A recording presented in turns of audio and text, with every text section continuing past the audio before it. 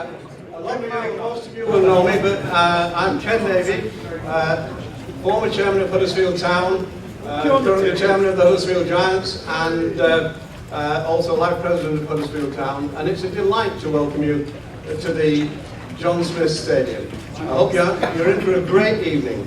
And I want us to welcome Nigel Farage. He's not coming on yet, but let's just give him a round of applause.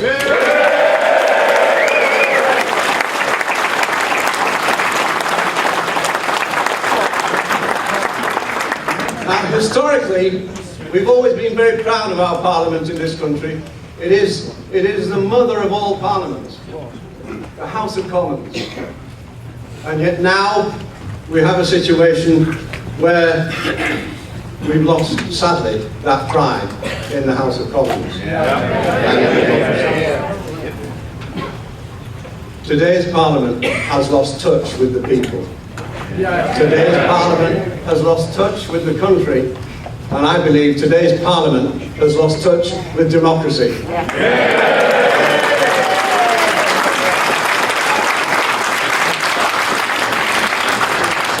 It's now my pleasure to draw your attention to a video of Richard Tice, the chairman of the Brexit Party. Thank you very much. There's a huge amount of scaremongering that's going on from parts of the establishment who are looking for any excuse to stop this or to delay it. The instruction of the people wasn't leave subject to a deal, it was leave. Leave.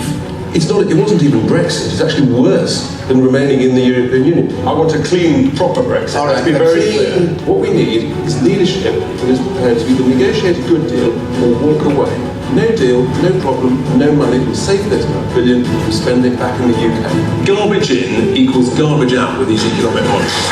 There's a wonderful opportunity as long as we leave the customs union, because that's crucial. We can then have a free port, and free ports generate thousands and thousands of manufacturing jobs. If we have no deal, we're not going to pay $39 billion unless our negotiations are incredibly weak. And that actually really concentrates the minds of the European Union. Because if they haven't got $39 billion of our money, they are bust. Oh, come on, let's be clear. We all know in business that no deal is better than a bad deal. Of course it's true, every business person knows that. And this is the worst deal ever in history, to pay £39 billion for nothing guaranteed in return. Please welcome to the stage, Richard Tice.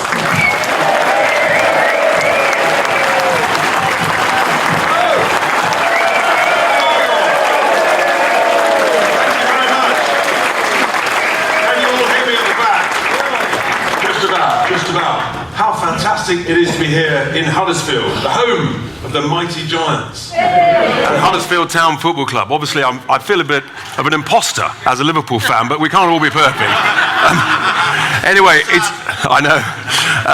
But anyway, thank you very much. So I'm Richard Tice. I have a day job, believe it or not, which is that I'm an entrepreneur. I've been involved in setting up small businesses, medium businesses, and large businesses. I've built thousands of homes, creating tens of thousands of construction jobs, bringing hundreds of millions of pounds into the UK. And I used to be a member of a certain political party. I won't mention the name because I resigned a few weeks ago when I accepted the invitation to be the chairman of the new Brexit Party. And love to see Roger at the back there. And as you may have gathered, we've been quite busy in the 4.5 weeks that we've been going. Easter was cancelled, all the bank holidays was cancelled, sleep's basically been cancelled. But we've been quite busy, we're making real progress. And before we carry on, just look at the launch video of the new Brexit Party. We have been betrayed. That is why I set up the Brexit Party. It's why we're going to fight the European elections on May the 23rd. And that is just the beginning of what is needed in this country. Democracy is under threat. And when politicians fail to deliver, there must be consequences. I was too young to vote in 2016, but now I support the Brexit Party because I believe in delivering on democracy. It's time to recognise that actually we are an incredible nation. This isn't about left or right. It's about standing up for our right to be heard. Successful, hard-working, so much to be confident, enthusiastic and optimistic about. That's why I'm supporting the Brexit Party. We are a single nation. We wish to remain a nation. They must adhere to the promises made to the people. Let's be optimistic. And for the benefit of our children and grandchildren, if you want a home and you're a Brexiteer, you join the Brexit Party Now,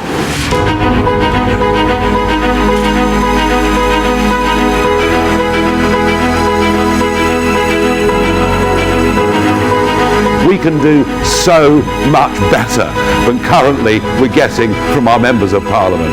We want to be an independent, self-governing nation, making its own laws, controlling its own borders, and being proud of who we are as a people. Join us, help us, support us, do what you can for us. We need change in this country, and we need it now.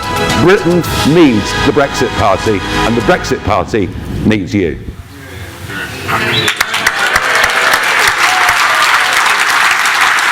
He's on fantastic form, as you'll hear later. Now, a bit of audience participation. How many of you, hands up, are already registered supporters of the Brexit Party?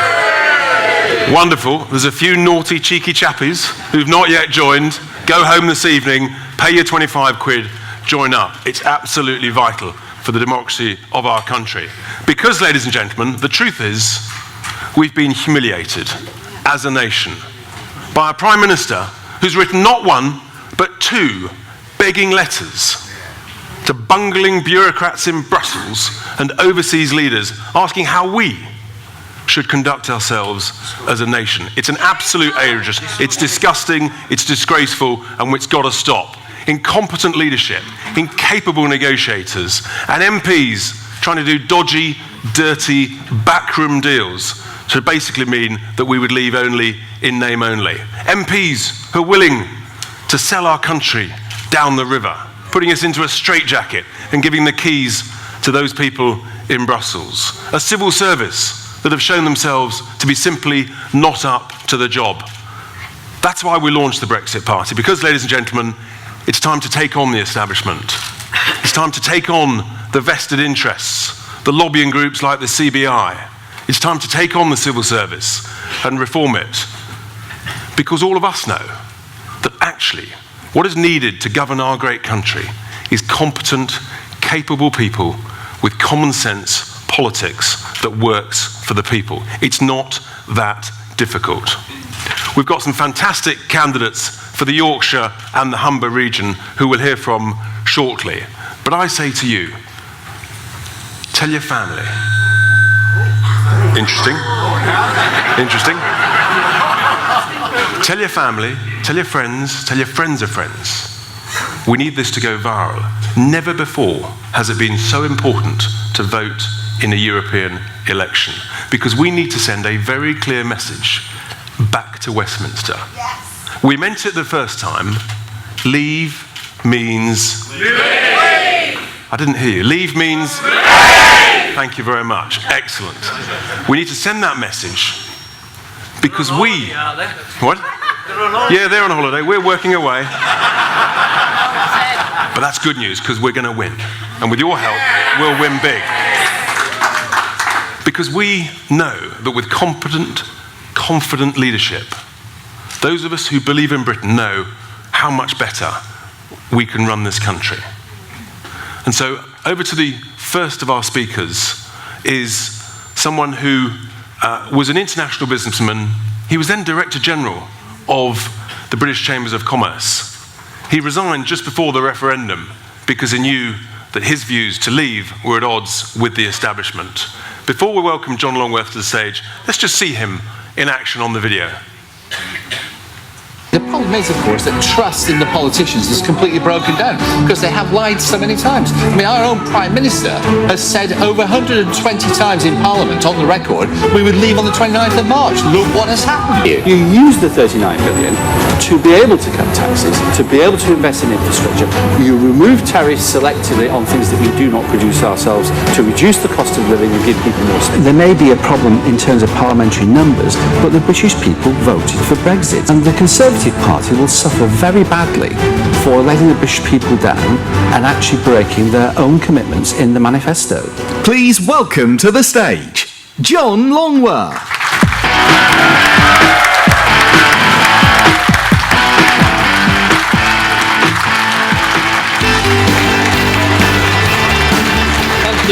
Thank you. Can you hear me okay?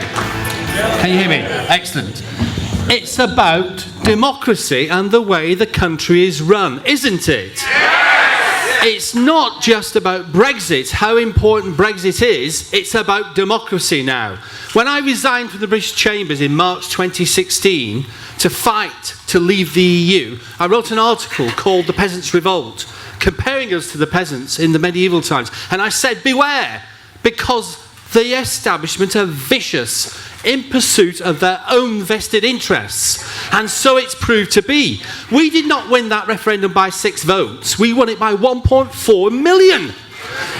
If it had been a general election, it would have been a landslide. 2/3 of constituencies in the UK voted to leave, 3/4 in England and Wales, and yet they've ignored it.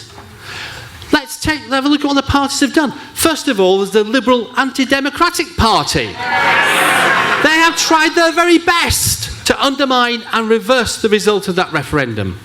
And then we've got the two major parties. In their manifestos, they said we'd leave the customs union and the single market. They voted for Article 50. They implemented in UK law that we would leave in 2019. And they've ignored it. The Labour Party, we now know, are the party for the few, not the many.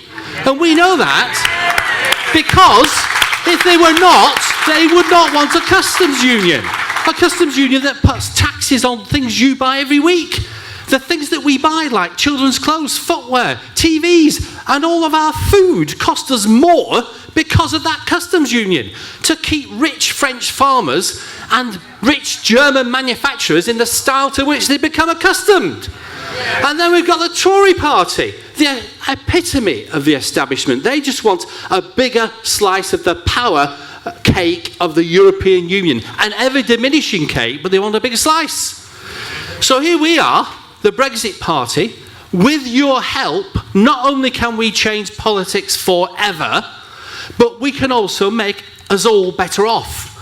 Because actually, if we leave the European Union with no deal on world trade terms, the terms on which most trade is carried out today, including trade from the UK and the EU, we will actually boost the British economy.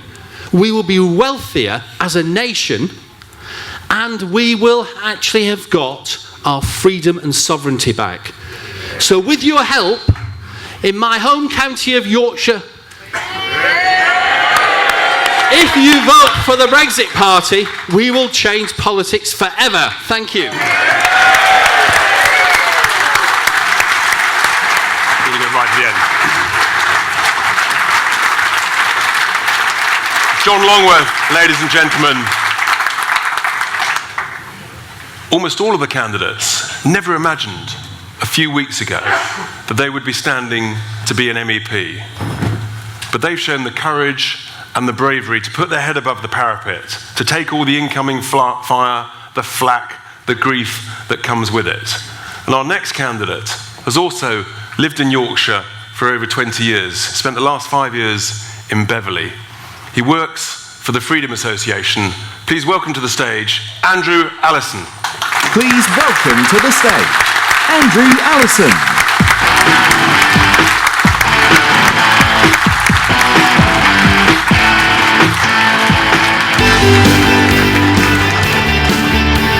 Well, thank you very much, everyone. It's really great to be here. Now, this morning we had a fantastic walk around in Pontefract with Nigel. We parked our tanks on Yvette Cooper's lawn.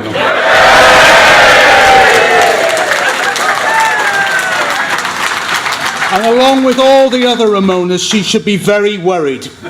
They don't care about their constituents. They treat them with contempt. And the Brexit party is here to go after them, and we are not going away.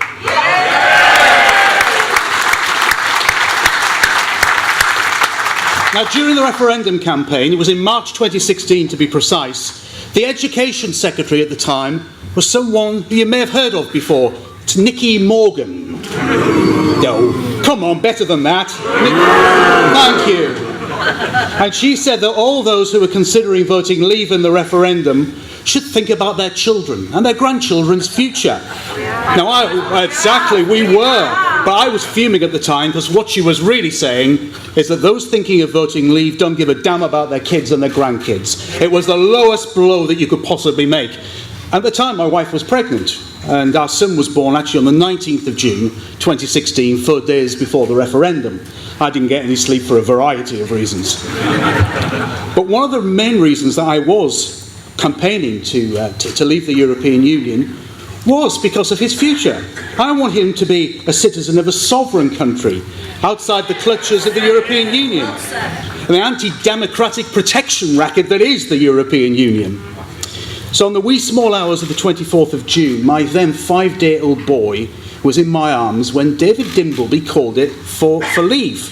Now I imagine most of you maybe were popping champagne corks and jumping up and down, hugging each other. Yeah, no, I just got him to sleep. There was no way was I going to do that.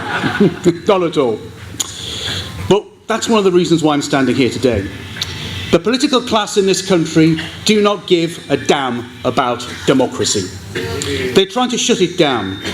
And I want my son to grow up in a democratic, free society where we make our own laws, where we decide our own future, decide what's in the best interests of this great country of ours. I voted leave.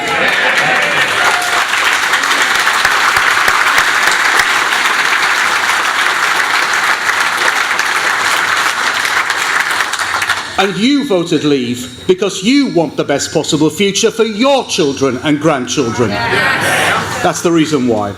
Now, as Richard said, I never thought at the beginning of this year I'd be a candidate for the Brexit Party, but I did realise a couple of months ago that it's something that I would have to consider, and I'm pleased that I did. What we are witnessing here is the biggest stitch-up in British political history. Now, will Labour deliver Brexit? No! Will the Tories? No! No, they want us to remain in a customs union, trapped in this Brexit in name only, half in, half out hell. It's the only way to describe it. In many ways, it's worse than remaining an EU member. And the EU, well, Guy Verhofstadt, to be precise, actually better than that, come on. He wants us to be a colony of the EU. Can you believe it? A colony of the EU. Well, I have news for them. The British people never surrender. Never, never.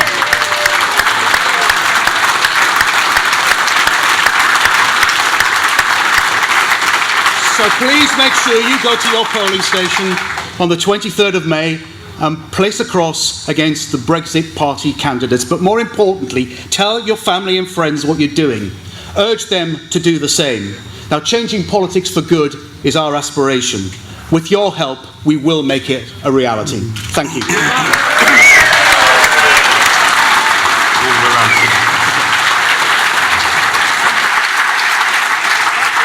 Andrew Allison,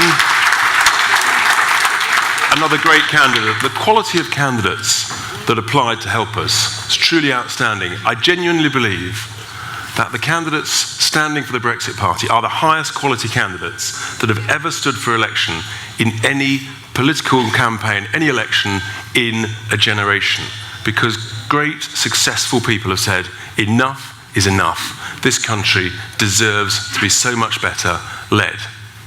Our next speaker needs little introduction, but she is a true inspiration to us all. Now, she's actually standing for the South West, but she's careering around the country. It is our Anne. Now,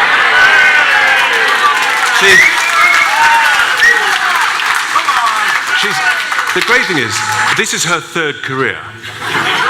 She had a brief spell for 23 years as a member of We are in a complete mess. We've got the worst Prime Minister since Anthony Eden. We've got the worst leader of the opposition in the entire history of Sometimes technology works, sometimes it doesn't. It's a bit like my computer. But I hadn't finished, actually, because the truth is, that was Anne's only first phase when she was a Member of Parliament for that political party for 23 years. Then she realised that much better things were to come, and she would teach the country how to dance in Strictly Come Dancing. Not content with that, a little bit of celebrity Big Brother, but now, the biggest battle, the greatest phase of her career, now that she has joined the Brexit Party. Before we welcome Anne to the stage, let's just see her on the video. We are in a complete mess. We've got the worst Prime Minister since Anthony Eden. We've got the worst leader of the opposition in the entire history of the Labour Party, and we've got the worst parliament since Oliver Cromwell. And with that combination, we are actually engaged in the most important international negotiations for 50 years. No, let me finish this sentence, Adam, then over to you. There's a growing disengagement between the people and Parliament. So what I want is an overwhelming Brexit victory on May the 23rd. That's what I want. Please welcome to the stage, Widdecombe.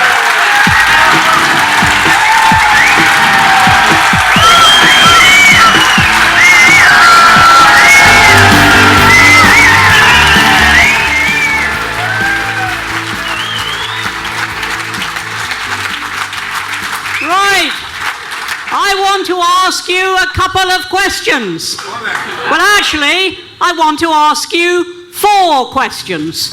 Do you believe that it is possible to control our own laws and remain in the EU? No! Do you believe it's possible to control our own borders and remain in the EU? No! Do you believe it's possible to control our own trade and remain in the EU? No. And do you believe it is possible to be governed by our own democratically elected government and remain in the EU? No. Well, those 4 no's are why 17.4 million people voted to leave.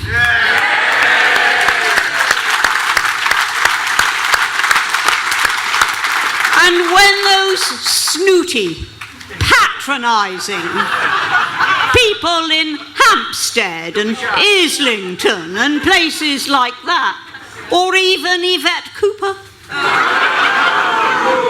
when they say, "Oh, poor dears, they didn't know what they were voting for," we knew exactly what we were voting for.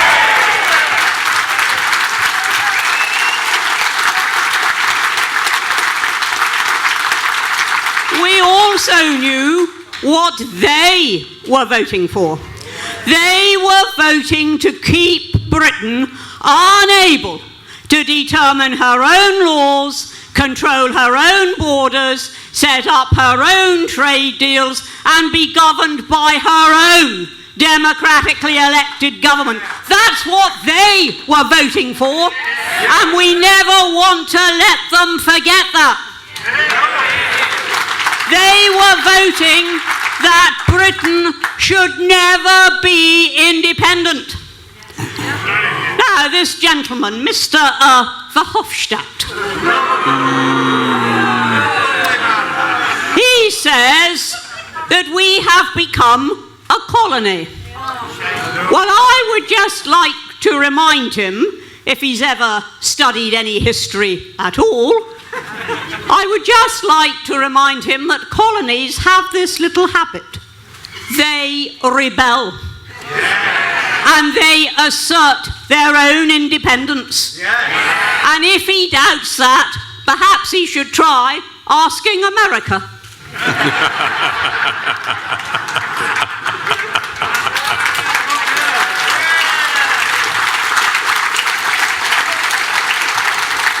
But in saying that we were a colony, he gave away the agenda of the EU. And I have lost count of the number of people who have said to me, from all age groups, that although they voted with conviction Remain in the referendum, the way the EU has treated us has convinced them that if they had another chance, they'd vote leave.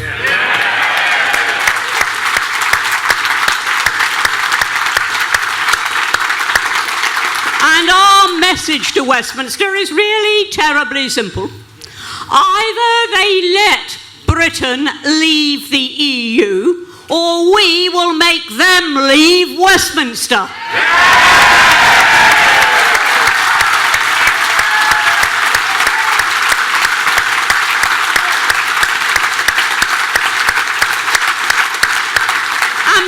say leave, we do actually mean leave. We don't mean stay in a customs union. We don't mean stay aligned to the single market. We don't mean taking their direction on what and how we do our trade deals. No. What we mean by leave is a clean break with the EU.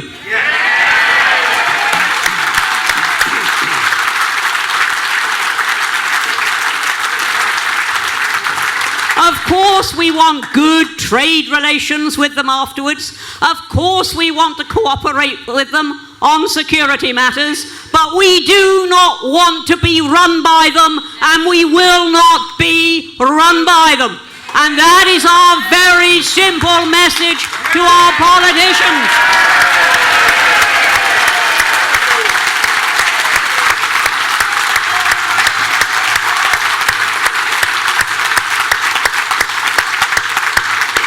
Now, one of the things I most enjoyed about the local elections was the expression on Jeremy Corbyn's face. They had been boasting that they were going to win about 400 seats, and they lost 82. And he looked just a little bit unhappy. And that was the moment that Theresa May should have seized. And she should have said, come on, Jeremy, we've had the message from the people, we have got to leave. Instead of which, what did she say? Oh, Jeremy, would you like a customs union? Certainly, Jeremy. Oh, Jeremy, do you want to stay aligned to the single market? Oh, certainly, Jeremy. Oh, Jeremy, do you want to keep us under their laws? Just tell me which laws, Jeremy, and I'll make sure it happens. And unfortunately, that is also the way that she has approached negotiations with the EU. And we have been deceived. Do you remember Theresa May coming back from the EU with her deal and assuring us time after time after time that that deal would not lock us into a customs union forever? But she went beyond that. She produced some very highly edited legal advice which seemed to uphold that view. And then Parliament actually demanded that the full advice was published. And what did it say?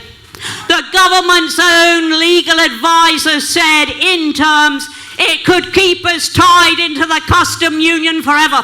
And that was the moment when I knew that at some point I was going to have to leave the Conservative Party because we were lied to.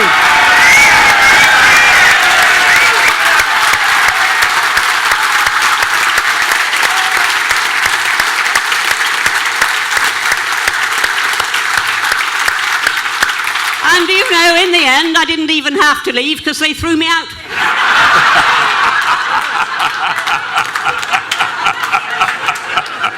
But they didn't refund my subscription. So, our message is very, very simple in these European elections.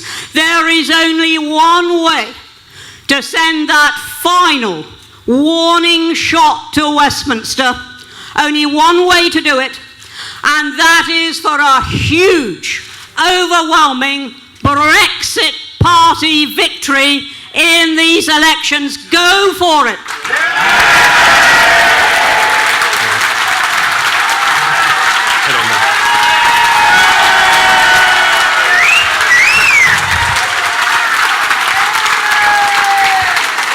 Isn't she great?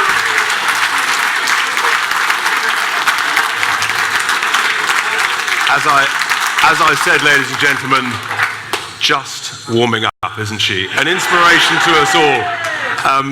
Absolutely fantastic. And so to our next speaker. Again, never imagined that he would be standing to be a member of the European Parliament.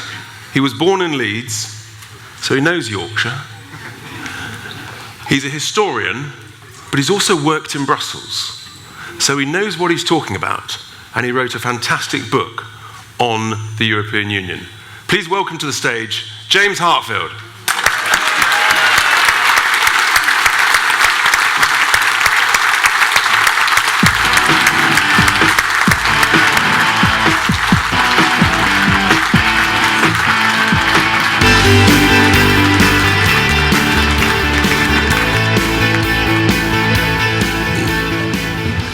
What a brilliant thing. What a brilliant thing we have done. And we're just beginning to do it. It is going to be so good. We are really going to show them. We're going to change politics. We really are going to do it. It's a bit, especially after Anne, it's a bit like having the hand of fate on your shoulder. And I keep getting this message as I'm listening to the other side. They're listening To the other side, making their story.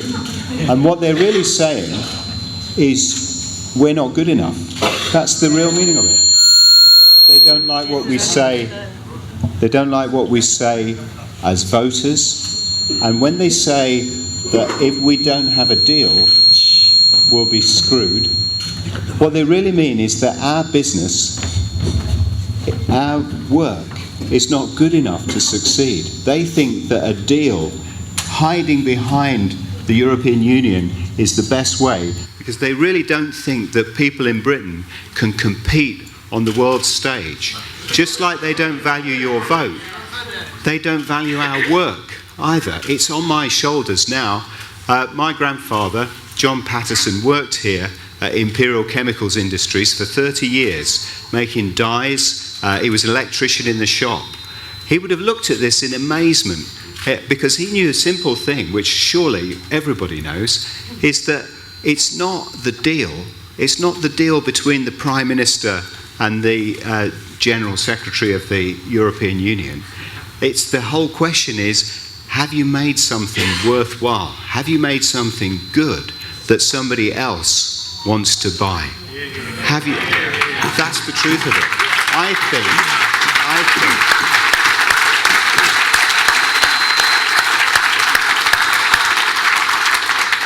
think people in Britain can make some great stuff. Out at Syngenta now, they're making fertilisers to feed the world, to help feed the world. That's what's happening there now. We can do this thing. We can change politics in Britain. But more than that, we can be confident that's not a bad story, as we keep being told.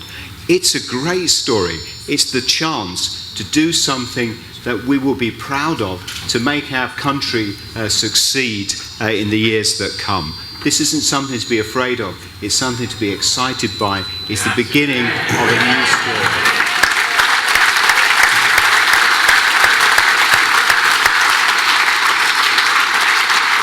I've got nothing else but vote. Vote, vote. Get everybody you know out on the 23rd. And we're going on, and Peterborough and more. This is just the beginning of where we take it. Thank you.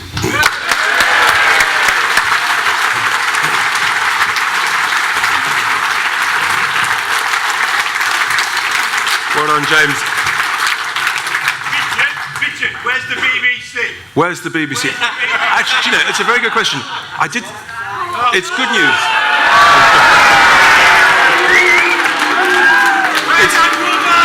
It's lovely.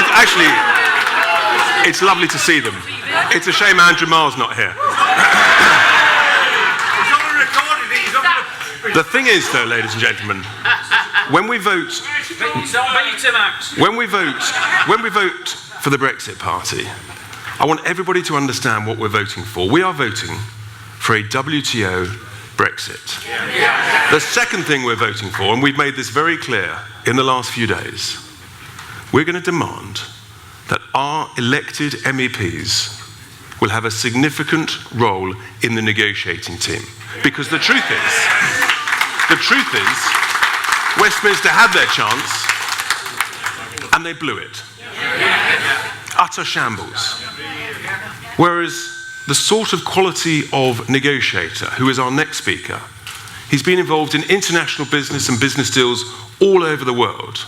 He knows what a great nation we are. He knows that we should take our rightful place around the world. He's negotiated deals all over the world. It's fantastic to have him as a candidate. Please welcome to the stage, Jake Pugh. Please welcome to the stage, Jake Pugh.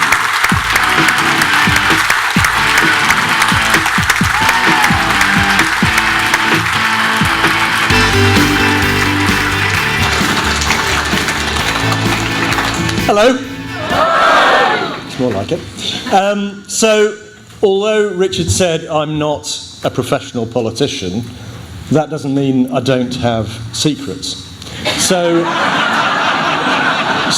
because I'm amongst friends, I'm going to tell you a secret, but only if you promise to keep it.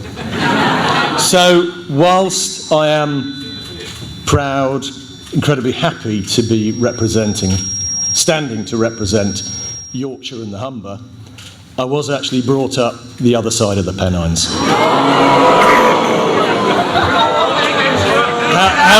How to get an audience against you. Thank you. So, as we've heard before, people often say that Westminster is the mother of parliaments, but in fact, we haven't been a democracy for that long. Because it was only in 1928 that all women were given the right to vote. So, for many people in here, it was either your mother or your grandmother who was the first woman in your family who had the right to vote. Universal suffrage took centuries to win, but it was only a few short decades before the politicians started transferring those powers, democratic rights, from Westminster to Brussels. And they were transferred to people who we neither elect nor can remove. And then in 2016, we were finally asked. We were asked, are you happy with the relationship with the EU? Or do you want it to change? And all the senior politicians of the day told us two things. Cameron, Osborne, Clegg, wait for it, Blair, no, wait for it, Lord Adonis. You've watched the video. Anyway, they told us two things. It was the biggest decision we'd made in generations, and the second thing was that they would respect the vote, no second referendums, no renegotiations. Right? And we all listened. We listened to our lords and masters. We know that because it was the biggest political exercise in British political history. More people turned out to vote than anybody else, than ever had happened before. And then we're told, but you didn't quite listen, you didn't really understand, and you didn't really know what you were voting for. Well, if we didn't know what we were voting for then, we certainly do now.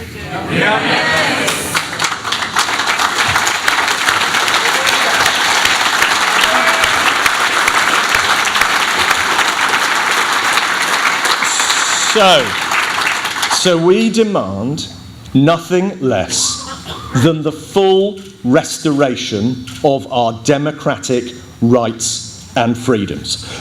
And the question is why? Because it is only through democracy that the powerful are held to account. Because in our society, it is only at the ballot box where we are all equal. Rich, poor, old, young, especially those without advantages or privileges, the less privileged, and those without a voice. They count the same as the rich, the powerful, and the connected. That is the essence of our British democracy. It's the essence of your British democracy.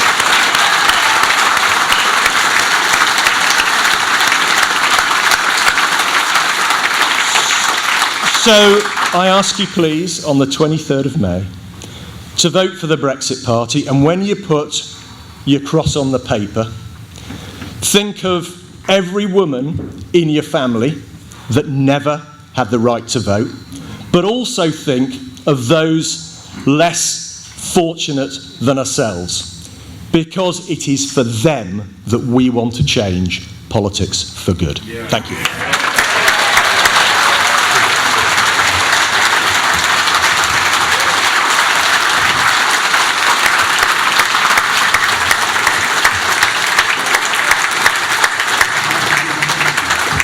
Thank you, Jake. And so, ladies and gentlemen, to our next speaker. We have all sorts of varied skill sets. Our next speaker was almost a professional opera singer. If you're really nice, you never know, she might sing. She was a fishmonger for a number of years.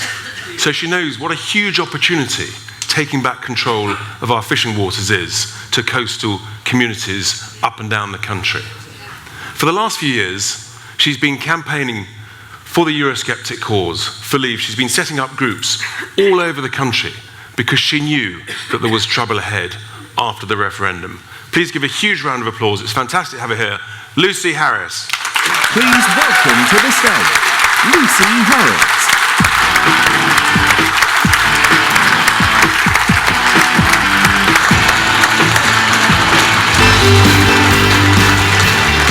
Hi everyone, wow, there's so many of you here. I recognise a few faces as well, so many of you. So hi, as Richard was saying, I have been going across the country, meeting so many of you and getting to know all of you.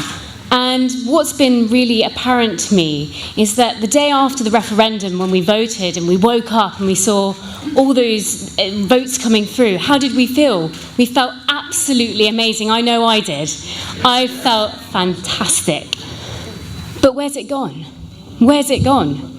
We have to keep that alive, which is why I've set up so many social groups across the UK. It's so that we can talk over a beer, it's so that we can chat and make sure that it stays alive, and that's what I wanted to see. But that's not the only reason I've been doing what I've been doing for the past 3 years. I have been absolutely disgusted by the way people have been described in the media as stupid and racist. Good people. They are good people. We are good people. The way we are talked about is unacceptable. It says that they don't have the patience to listen to us. It says that they're quick to judge us malevolently. And we should not accept that. But I do see a little bit of hope. Throughout all the communities I've been to, I've met so many wonderful characters, amazing people who were open enough to let me into their communities, tell me their histories, their traditions, their stories. And I've been absolutely amazed at their ability to keep going and keep that feeling alive, what Brexit means to us. And what does Brexit mean to you? To me, it means freedom. To me, it means opportunity. And for me, it means excitement. Yes. So, this is not about left or right. This is about right or wrong. Yes. And what is wrong is telling ordinary people that they're stupid, racist, or thick, and that they don't matter. Yeah. What is wrong is ignoring them. But above all, what is wrong is denying the most colossal democratic mandate this country has ever seen.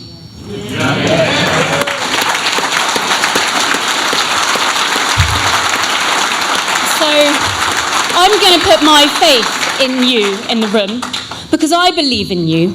They might not believe in you down in Westminster, but I believe in you.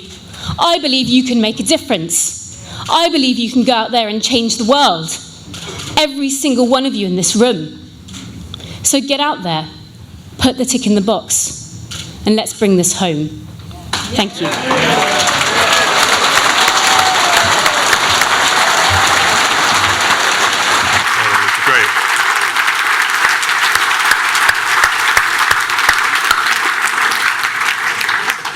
Lucy quite rightly talked about opportunity, because we all know that Brexit is a huge opportunity. It's an opportunity to be embraced with ambition, with enthusiasm, with hope, with renewal opportunities in the regions, with confidence and with belief. And our penultimate speaker has done business all over the world, so he knows the opportunities that are out there. And he has that confidence. And it's fantastic. He never never expected to be standing for a political position as a member of the European Parliament. But like the others, he said, enough is enough. I've got to do something about this. Please welcome to the stage, Christopher Barker. Please welcome to the stage, Christopher Barker.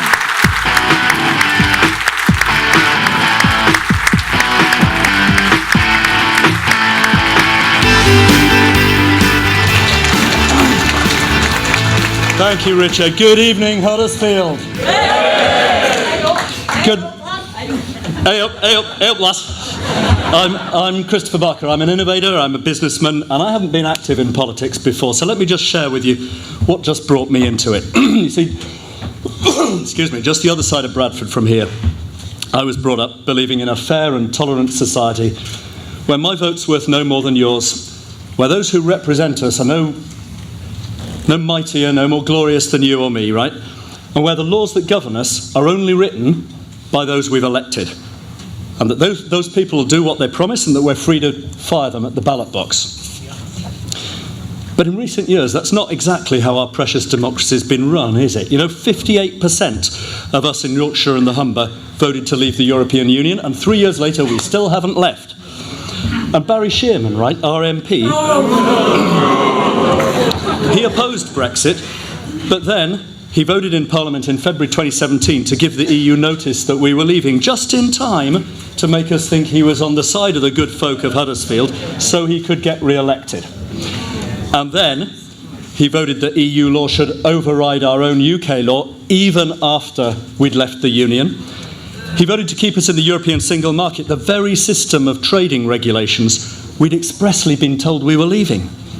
He voted then against us leaving the EU at all. In March just now, he voted that we mustn't leave the EU without first agreeing to a withdrawal deal.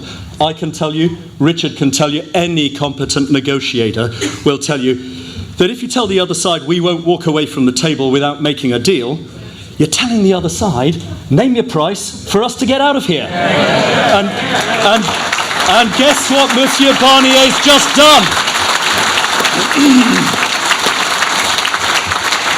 And now, just last month, he voted for a permanent, comprehensive customs union. In other words, a new treaty permanently preventing us from making our own trade deals except on the European Union's terms. What kind of a free country is that? Is that what you voted for when you said, leave the European Union? And did you know that both the recent Labour MEPs in Yorkshire and the Humber campaigned against Brexit, and all 6 Labour candidates in this European election in Labour and the Humber, in Yorkshire and the Humber, are actively campaigning against Brexit, all 6 of them. And when we tell these cynical career politicians that they're not listening, what do they tell us? They arrogantly declare that if we really meant what we said when we answered the question they promised to implement, we must be populist. Well, we say to them, when you stopped respecting the popular will, you just lost the right to represent us. So we're coming to the ballot box, and you lot, you're on your way out.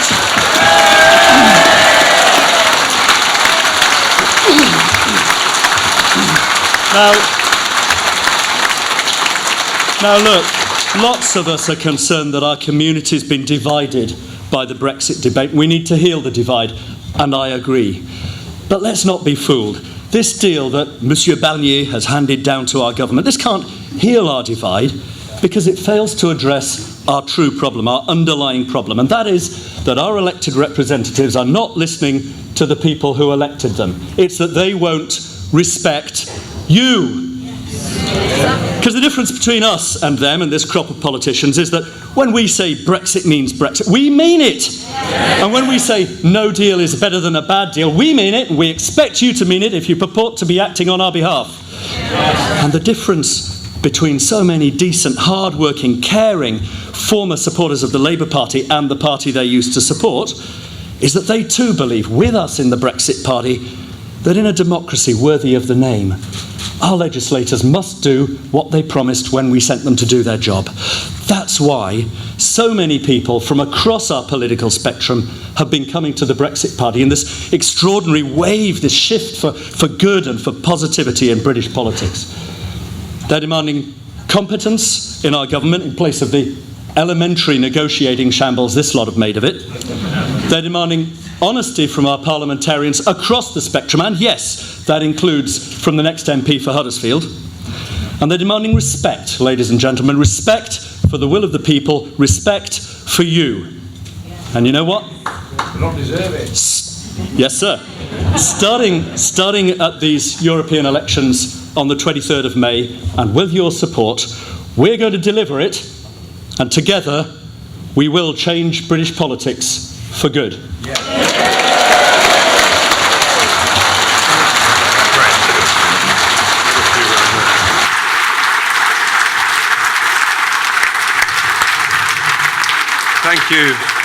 Thank you, Christopher. And so to our final speaker, gentlemen, who needs little introduction. Is it Barry Sherman? Well, let me tell you though, as you heard earlier, Anne's just been warming up. I've had our next speaker, believe it or not, in training. Yes, because he knows this is the biggest battle yet. He's been fighting for the Eurosceptic cause for over 25 years. You talk about courage, the courage that he has shown in the face of vitriol, abuse, threats to his own personal health and well-being, threats to his family, his children. It's unbelievable. But he's stuck with it. He's without question been the most influential person on British politics since the Second World War. Before we welcome Nigel to the stage, let's just remind ourselves of him in action on the video. We have a parliament that is now completely out of touch with our country. I think politics is broken. Our task and our mission is to change politics for good.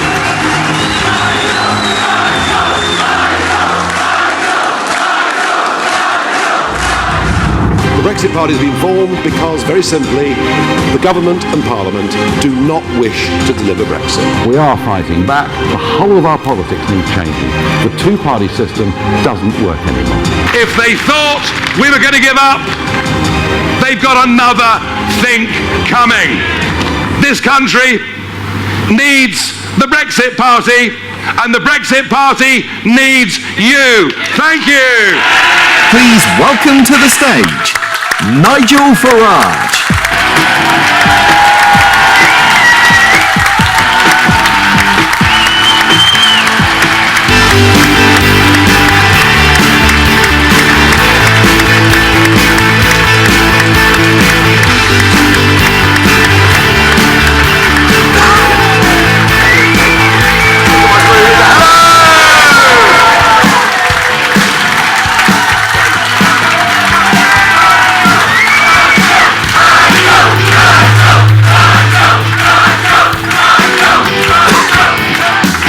Thank you. You'll embarrass me, make me go all shy.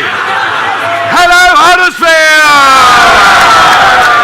Great to be here in what my friend Geoffrey Boycott tells me is God's own county. Is he right? I thought you'd say that. Yorkshire people always do. You know, I've been thinking about it today. There are two things that I've learnt since that referendum, and I think the country has learnt since the referendum.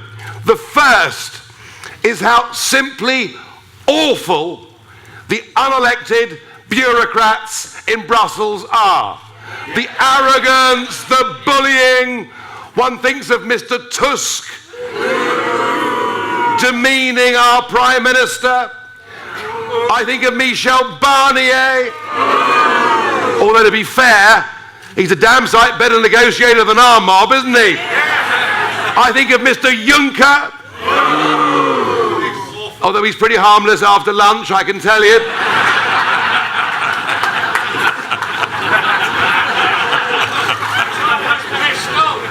I like Juncker. I mean, I realise I haven't got a drink problem compared to him. He cheers me up now and then. And even the elected ones aren't very nice. I think of the snarling Verhofstadt, who clearly hates the United Kingdom and everything we stand for. So I think many people in this country have learned, and even though I'm not a supporter of Theresa May in any way at all, when she goes abroad, she is still our Prime Minister. And to see her talk down to in this way, to see her allowing herself to be humiliated in this way, I think it's been a disgusting spectacle. I really do. I really do.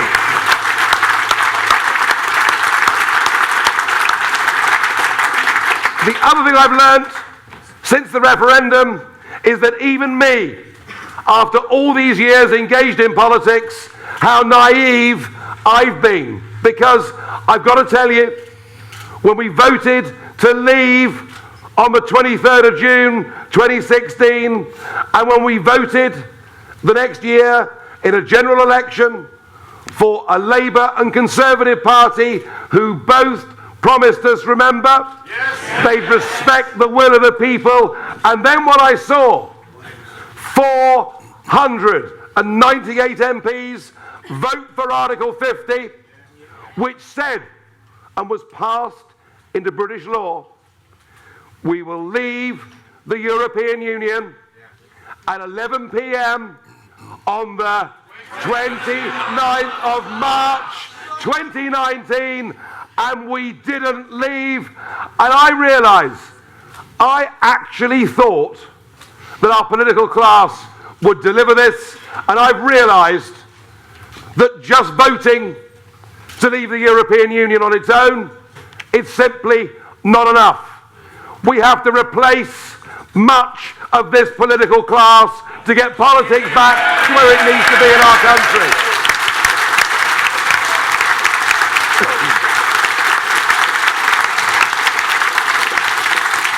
And so much of this story is about the Conservative Party, how split they are, how, frankly, duplicitous and dishonest this Prime Minister has been. But the missing part of this national debate is what has been happening with the Labour Party. Remember that Jeremy Corbyn said at the election they would respect the referendum result. And ever since that day, he's been playing this game of constructive ambiguity, which means he's been sitting on the fence. And to some extent, until now, he's actually been getting away with it. He's been appealing to Remainers in London and Leavers in this part of the world.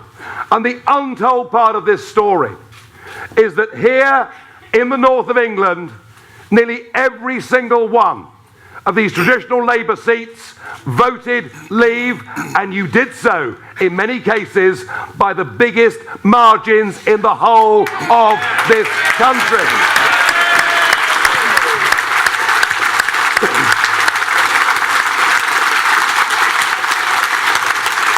And yet, there I was today in the constituency of Pontefract. 70% of the population voted Leave, and their Member of Parliament, one Yvette Cooper. We're coming to that. Just hold your horses. You don't need prompters here, do you? Crikey. And Yvette Cooper stood up at that election in 2017 and boasted that she'd voted for Article 50 and she'd make sure we got the right kind of Brexit. She has then spent the last 2 years doing everything she can to undermine Brexit, to stop Brexit, to force a second referendum. If that is not political betrayal, I don't know what is.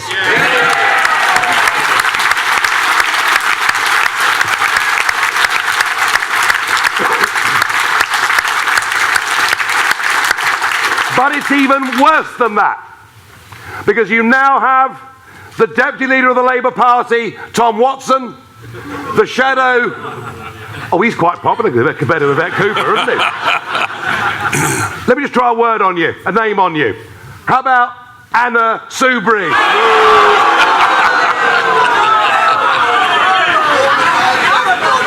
I was lucky enough to be on Question Time last Thursday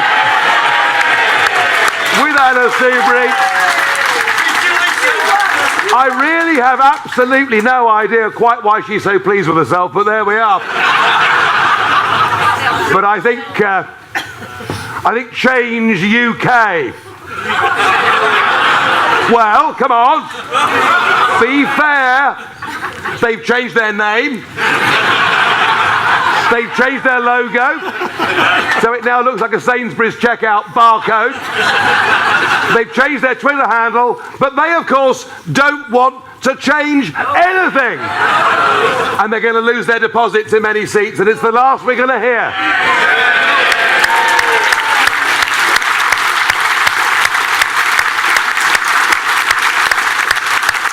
I'm afraid for Chucker and his chums, the party is over. But back to my theme. So Sir Keir Starmer, the Shadow Brexit Secretary, along with the Deputy Leader Tom Watson, I've got better than that coming, don't you worry about that.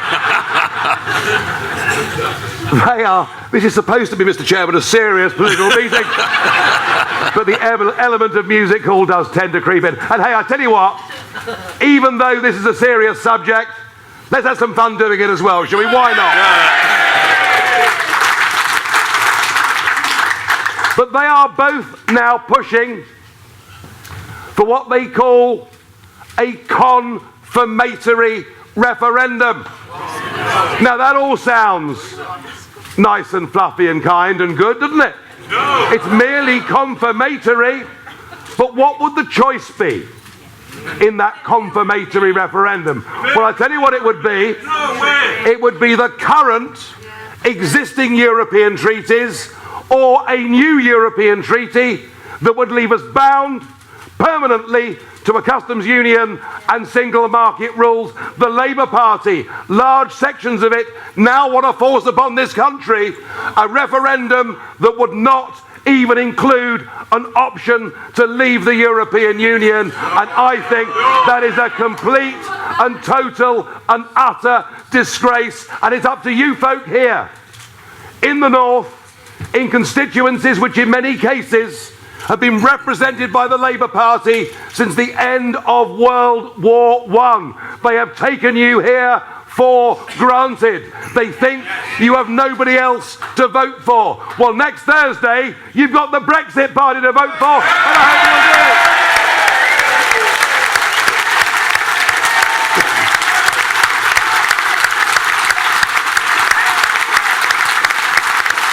And of course, in these European elections here in Yorkshire, topping the Labour list is a man called Richard Corbett, who was, of course, Herman Van Rompuy's bag carrier for a couple of years. One or two of you may have seen my little exchanges with Herman Van Rompuy a few years ago. I've spent 20 years trying to get rid of my job as an MEP, 20 years being the turkey that always voted for Christmas.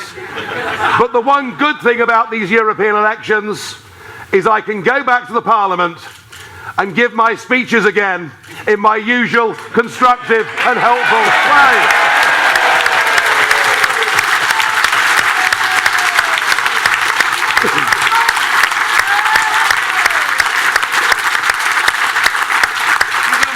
The truth is, folks, this is about more than just leaving the European Union.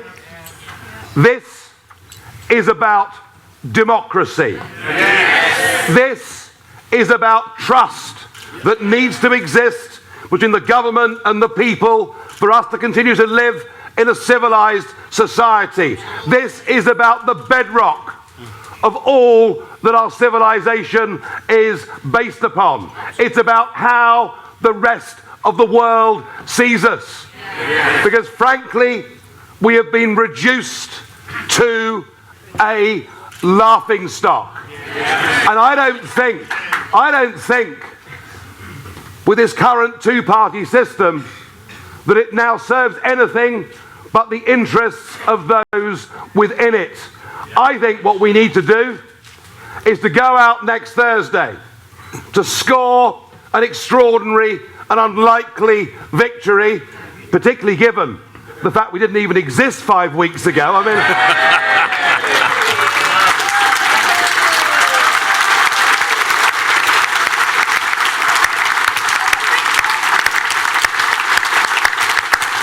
But that of itself is simply not enough.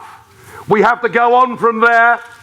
We have to absolutely make sure that we get the Brexit that we want. And either Westminster listens to the message that I hope and pray you are going to send them next Thursday, or we have to prepare for the next general election and replacing those political parties who've let our country down so badly.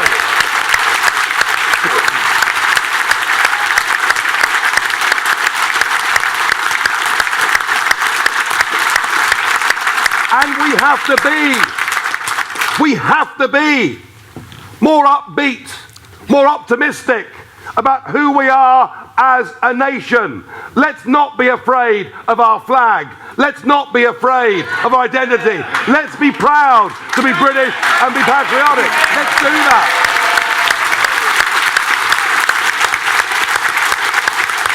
Is the election broadcast been shown yet? Is it ready? It's ready. Yeah. I'll show it, shall I? Yeah.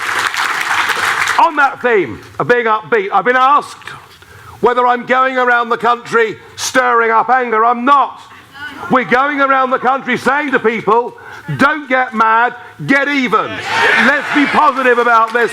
And to that end, I'm going to show you tonight a sneak preview of our party election broadcast that will go out on television later this week. And I hope you agree with me that it's a positive, upbeat message. Let's roll.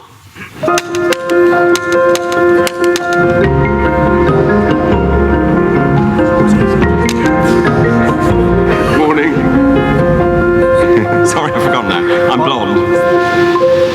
Just took my nose off. People gave their lives for the right to vote. To be able to change the things they didn't like. We thought our votes meant something. But we've been let down. We've been betrayed. Our country has been humiliated by politicians. Those who we trusted with our vote. We deserve so much better than this. Politics is broken and our democracy is under threat. Enough is enough. It's time to change politics for good. That's why I'm standing. That's why I am standing. I am standing. I am standing.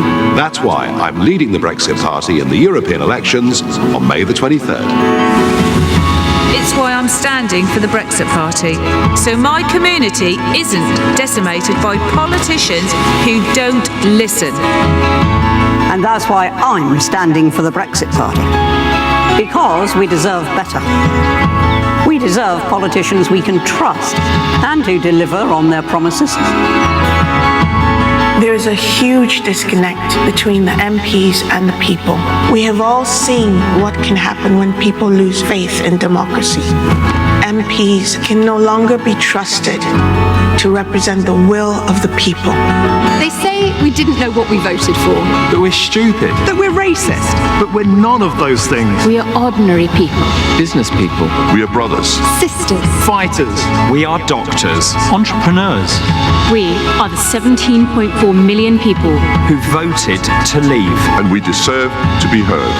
We believe that without democracy, we have nothing.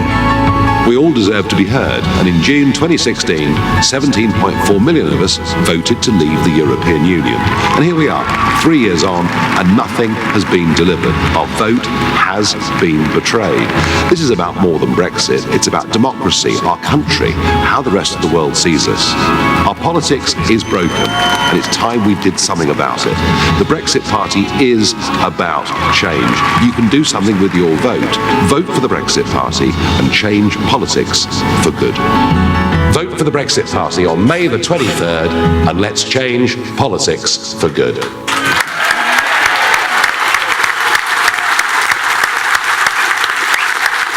So come on. We can do so much better, can't we? Yes.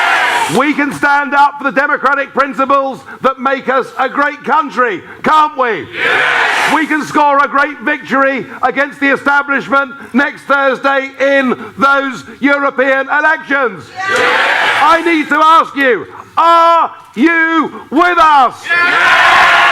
Will you help us? Yes. Will you spread that message and get people down to the ballot box next Thursday? Thank you, Huddersfield!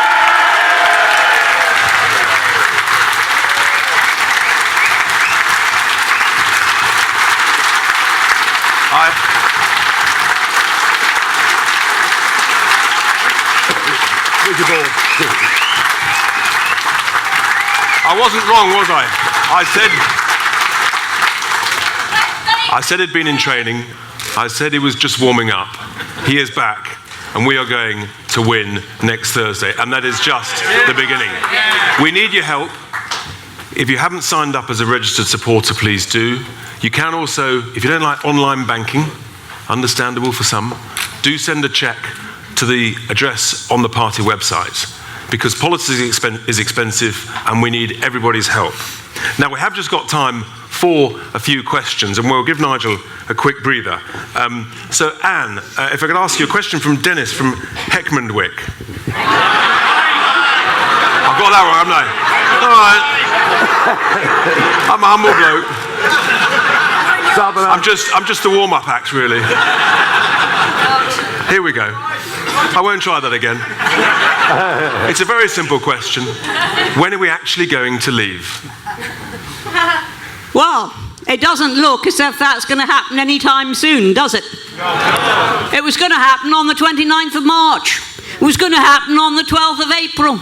It was going to happen at the end of June. And now, allegedly, it's going to happen on Halloween.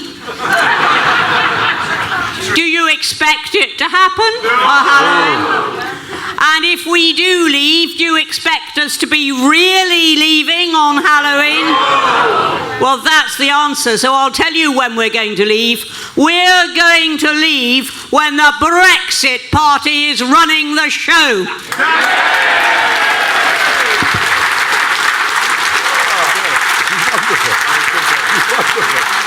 I feel like an influencer. The great thing about Anne is you're never left in any doubt as to where she stands. Now, I've learnt my lesson. The next question's from Sarah. For John, actually. John, the CBI are anti-Brexit. What is your message to them about Brexit and the Brexit Party? Well, I'll let you into a little secret. I was actually chairman of a major committee in the CBI for a long time. I was actually their economic spokesperson, believe it or not, when I was doing international business. And I know their secrets. I know where they keep their skeletons in the cupboards. I sat in front of a parliamentary committee in 2016, and the chairman of that committee asked the head of the CBI, Carolyn Fairbairn. I think she deserves a bit of a boo, don't you? Carolyn Fairbairn. He asked her 5 times how many actual voting, policy-making members the CBI have. And do you know, she refused to answer 5 times. And I'll tell you why. She refused to answer. Because while they claim they have 190,000 businesses represented, they actually only have 1,500 who make the decisions. And the decision-making panel is only 50 multinationals. They don't represent business in the UK. If you put together all of the business groups, combined, they only represent 1 in 5 businesses. And I know the organisations like the British Chambers, even those organisations and the Federation of Small Businesses, half of those members wanted to leave. They haven't done any surveys since the referendum because they daren't. Because they daren't tell the population that business wants to leave the European Union. Because it's no good for business. The European Union is a rotten organisation, it's protectionist, and it doesn't allow business to prosper. And we in Britain can trade the world, and we can hold our own, and everybody can be better off as a consequence.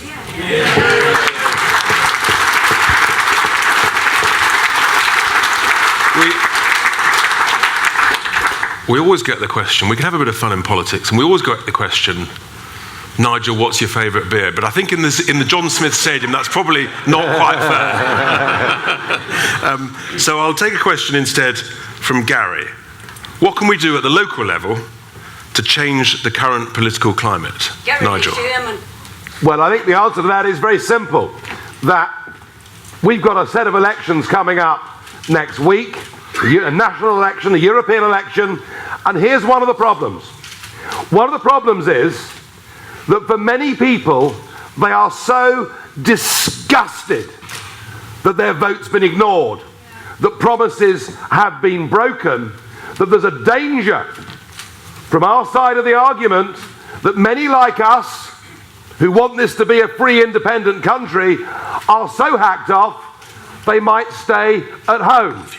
So on a local level, the answer is, what you can do is you can get out there, you can take some posters with you this evening, we can send you some leaflets, and get out in your street, in your town, in your village, in your wherever you live, your local pub, if that's where you spend your time. I'm too busy for that at the moment. But you can go out and spread the message, and where you find people who feel utterly disenchanted with the process, say to them that if they stay at home, the other side wins. We have got to get a sense of optimism, a sense of opportunity, a sense that in many ways, the way we've been treated now makes us even more determined than we were 3 years ago to get back control of our democracy, our nation, and our children's future.